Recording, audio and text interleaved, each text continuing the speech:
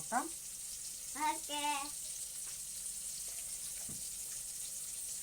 അപ്പോൾ ഇത് അവൻ ഷേക്കടിച്ച് കൊടുക്കാൻ 2-3 ദിവസം കൊണ്ടേ പറയുന്നു. പക്ഷേ എനിക്ക് സമയം കിട്ടുന്നില്ല.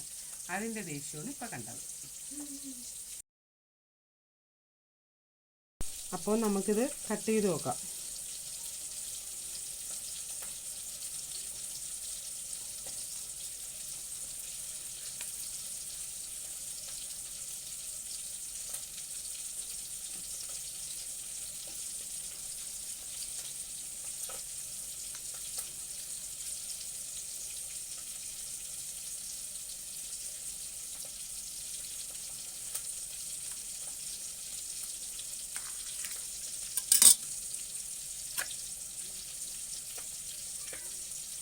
ഇങ്ങനെയാണ് അതിരിക്കുന്നത്. നമ്മളിത് ആദ്യമായിട്ടാണ് കട്ട് ചെയ്യുന്നത്.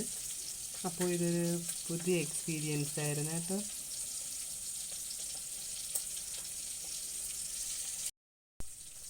ഇതാണോ ഇതിൻ്റെ ശരിക്കുള്ള പരുവമെന്നൊന്നും എനിക്ക് അറിഞ്ഞൂടാ. എങ്കിലും നമുക്ക് കുറച്ചുകൂടെ പഴുക്കമുണ്ടെന്ന് തോന്നുന്നു.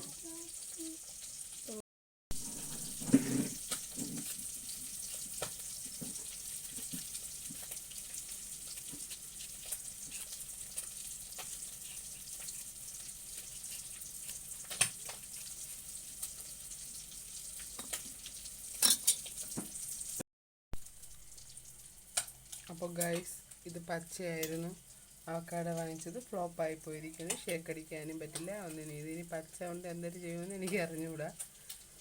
അപ്പോൾ ഇത് ഫ്ലോപ്പായി പോയിരിക്കുകയാണ്.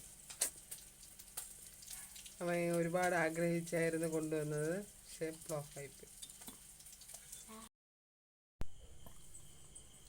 അപ്പോൾ നമ്മളിതിൽ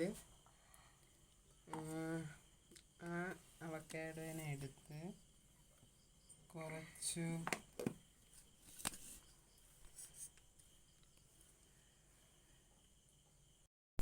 അപ്പോൾ ആ അവക്കാഡോനെടുത്ത്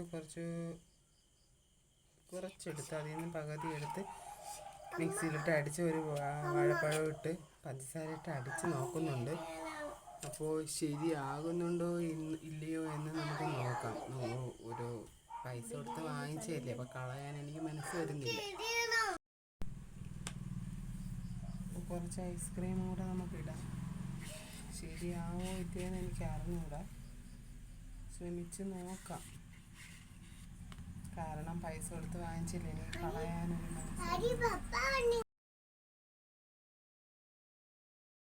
അധികം പച്ചയല്ലാത്തത് കൊണ്ട് ചെറുതായിട്ട് മധുരമുള്ളൂ.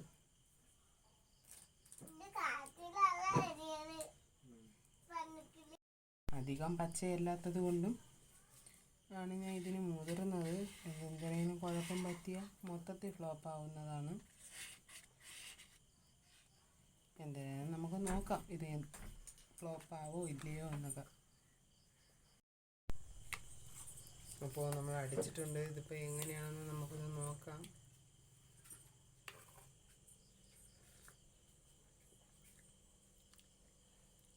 പക്ഷേ കുടിക്കാം. ഇച്ചിരി കയ്പുള്ളത് പോലെ തോന്നുന്നു. ഇച്ചിരി കയ്പുണ്ട്. അപ്പോൾ വളരെയധികം ഫ്ലോപ്പായിപ്പോയി.